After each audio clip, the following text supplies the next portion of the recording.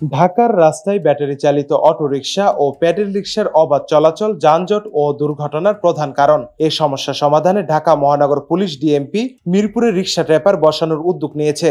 ঢাকা উত্তর সিটি কর্পোরেশনের সহায়তায় মিরপুর জোনের 28টি পয়েন্টে এই ধাতব বাধা স্থাপন করা হবে, যার মধ্যে 8টির কাজ দ্রুত শেষ হচ্ছে।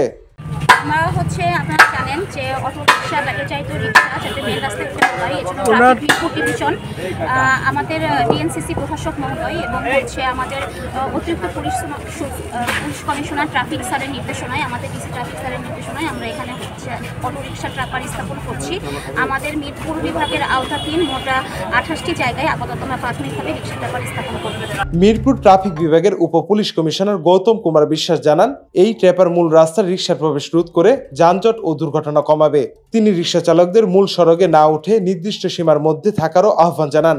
ডিএমপি ট্রাফিক বিভাগের ঊর্ধ্বতন কর্মকর্তারা সরজমিনে কাজের অগ্রগতি পরিদর্শন করেছেন। আশা করা যায় এই পদক্ষেপ রাজধানী সড়ক শৃঙ্খলা ফিরিয়ে আনতে সাহায্য করবে। নাফিল লিকসন, দৃষ্টি 24।